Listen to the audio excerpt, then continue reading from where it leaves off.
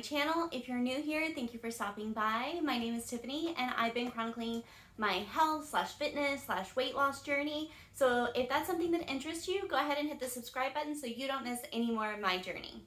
So we are just going to review my week 25 on Mounjaro. So that being said, we will start with the injection. This week I injected into the lower left side of my stomach at room temperature. It was completely painless, but this week it did leave like a little bruise where I injected. It wasn't sensitive to touch or anything. It was just a little discoloration bruise. And that's the first time that's ever happened. So I don't know why, but it did happen. So that is all for the injection. So let's move into side effects. So there was one incident that I would consider a side effect, and it was kind of self-inflicted. So on Saturday, which I take my injection Friday evening, so Saturday, I had my husband make me a cup of coffee, and I took about 2 sips of the coffee, which was delicious. But after those 2 sips, I got like extremely hot, almost like panicky, which I do kind of have heat-induced panic attacks. So I was hot, I was sweating, I just felt sick in general. I did not know which end it needed to come out of, but something needed to escape my body. And so I kind of felt crappy most of Saturday, and just very low energy. Now, I don't know if it was the coffee in general, because if y'all remember when I was on 5 milligrams, I could not drink coffee at all. Like, it didn't matter what I put in it, how I served it, I could not drink coffee. I've drank coffee since I've been on the 10 milligrams, and it did not have this effect. However, I typically don't put sugar in my coffee. I will just add like a little dash of creamer or heavy whipping cream or milk, you know, whatever. And typically I'll do like one of those little flavor syrups or whatever. So I mean, those things do have sugar, but my husband did put like actual like table sugar in my coffee, and that's probably why it tastes so great when he makes it. But so I don't know if it was like too much sugar. I mean, I've had things with sugar in them also, so I don't really know what it was, to be honest with you. But I definitely think that it was because of the Mounjaro, because I mean, I've literally been drinking coffee my entire life, and I've never had an aversion until I started taking the Mounjaro. So that being said, aside from that one centralized incident, nothing else. In fact, 10 milligrams has been really, really good for me in terms of side effects. The side effects have been extremely minimal, if any at all. I feel like my energy is starting to come back. Kind of like when I started Mounjaro on the 2.5, like I had energy for the first time in probably years, like good energy. And 5 milligrams is kind of hit or miss. 7.5, y'all know that me and 7.5 milligrams are not friends. Like, it was not good for me. But with the 10 milligrams, I feel like the energy is starting to come back. So I'm excited about that. And then weight loss has been, y'all know I hit the little plateau, and then it was a good week last week and whatnot. And we'll get into this week's weight loss later in the video. So yeah. So in the last couple of weeks, we've been talking a lot about healthy habits and instilling them into our lifestyle and tracking those habits. So since a lot of my habits and goals as of right now kind of centralize around nutrition and fitness, which is typically the next portion of the video, we're going to go ahead and look at the habit tracker for this week, and so I can explain all of those things to y'all in terms of how I did for the week in nutrition and exercise. Okay, so you know, for lifting, I have not been to the gym recently because of the headphone situation. I've been doing the Fit On app instead. So I did do that 2 times so far this week. The goal is 4 times per week. I don't see that happening because I have a busy weekend. That's okay though. We are working towards 4 times a week, so it's gonna be okay. Yoga, I want to do it daily. Thus far, I have accomplished that. And then Pilates. I know it's blurry, guys. I'm really sorry about that. So Pilates, the goal is 3 times a week so far. I've done it once. I'll probably do some later this evening, and then probably again tomorrow. Okay, so outdoor walk, the goal is 2 times a week. I have not done that at all. I may be able to get it in this evening if the weather cools down. It's like 90-something degrees outside right now, though. And then this weekend, I will probably get some outdoor walking in.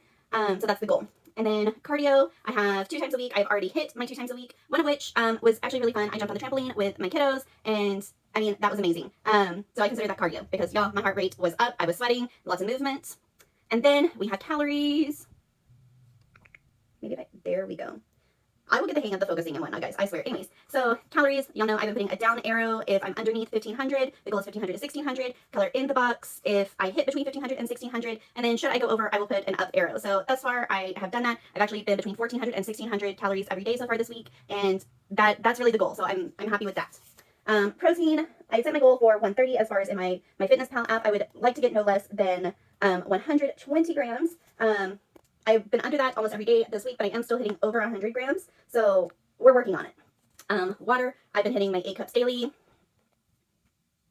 Vitamins, taking them daily. I am taking them daily. I need to clean this in because I've already done it for today. And then reading, which is not really fitness or nutrition, but I'm doing it for my mental health. And I have done the 1st through the 4th. I have been doing it before bed. It helps me get to sleep.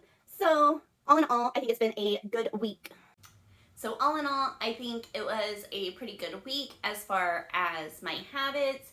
I'm not hitting everything, and that's okay. We are striving to get there.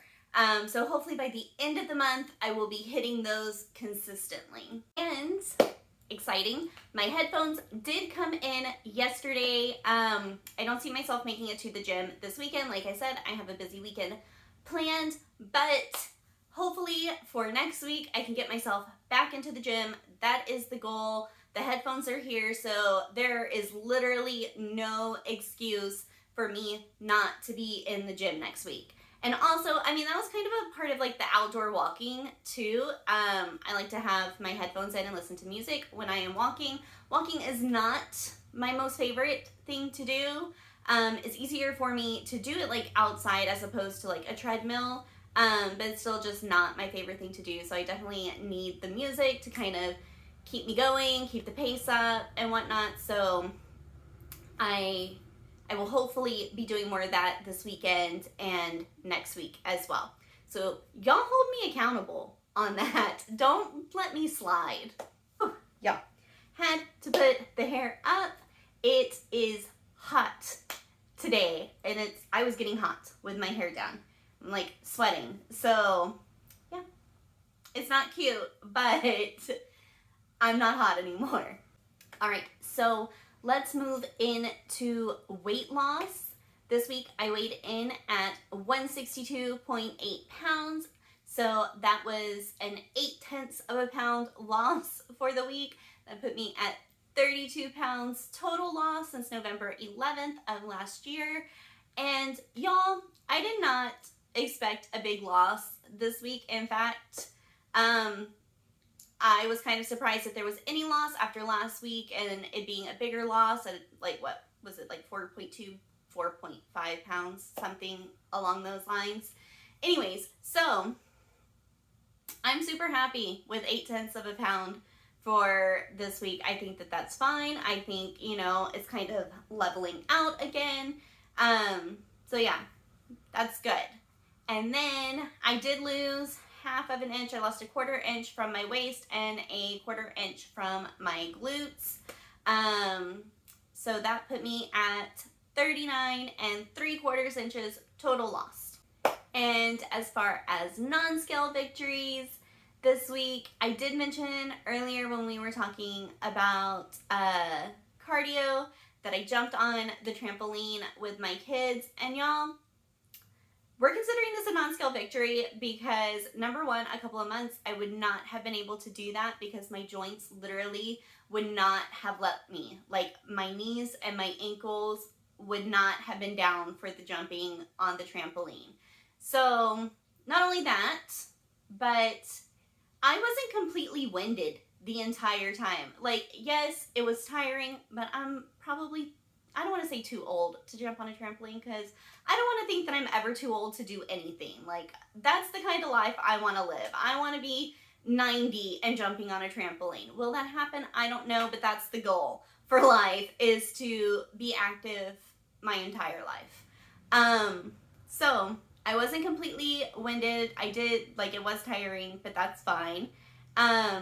Y'all, if y'all don't know, first of all, if y'all don't know, I did gymnastics and cheerleading I did gymnastics majority of, like, my adolescence. I think I started when I was, like, 5 or 6, and took classes almost entirely through high school. There were a couple of breaks.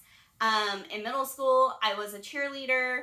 I did take tumbling classes in high school. I think around my sophomore year of high school, I switched to dance classes. So I was always, like, very flexible and flipping around and dancing around. I still dance around, not quite as coordinated as I used to be, or probably as graceful, but I try.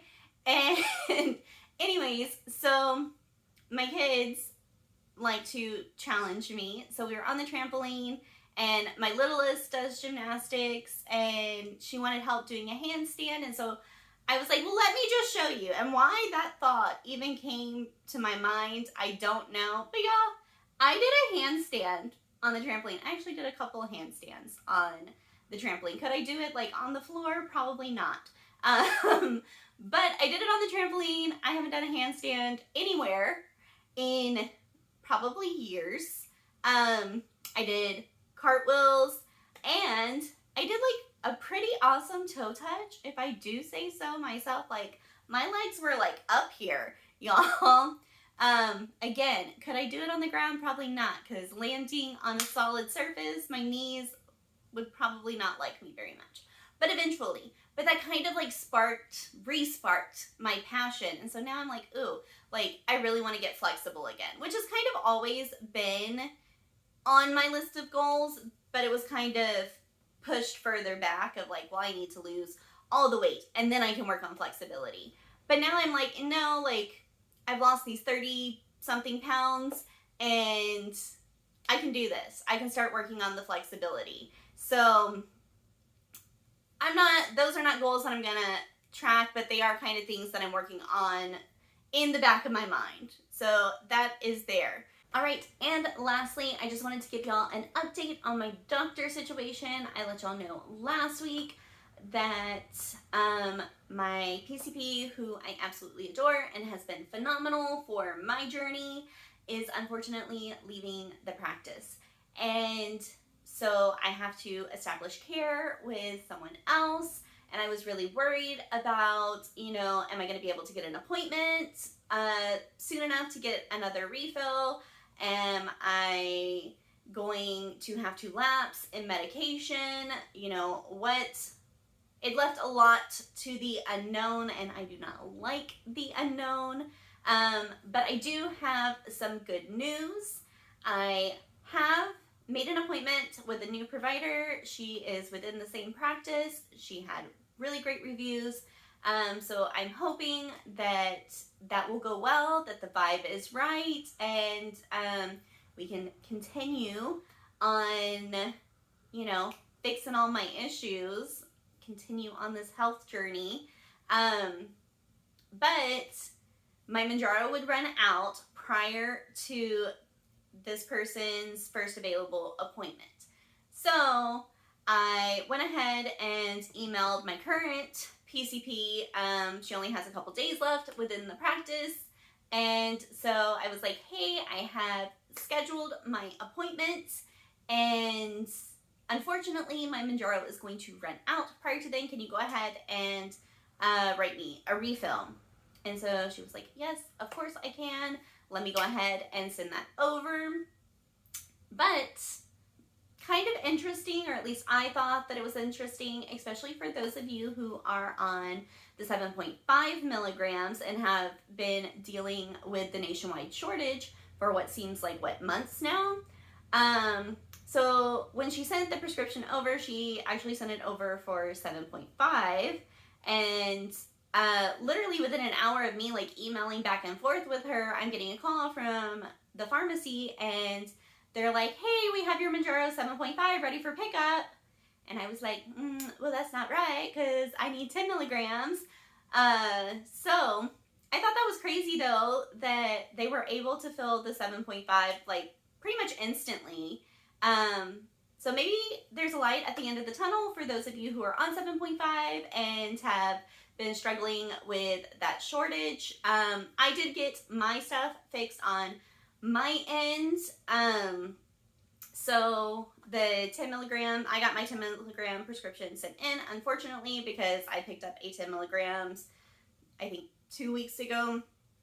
Because of my insurance and the savings card, I can't pick it up. Apparently, if you switch doses, you can pick it up sooner than 21 days. I don't know all the logistics and verbiage on the savings card. I am just thankful every month when my prescription rings up for $25. I try not to get into all the drama that surrounds the savings card and just worry about myself. But yeah, so I will be able to pick up my next dose prior to running out, prior to my appointment, and everything's going to work out. So that's one less thing to be stressed about for me. And yeah, I think that is it. So if you enjoyed this video, go ahead and give it a thumbs up, because that really helps my channel grow. Leave me a comment letting me know where you're at on your journey, if you're experiencing shortages or if you've been able to fill your prescription. And if you haven't already, go ahead and hit that subscribe button, because I love having all of you around. Until next time, bye!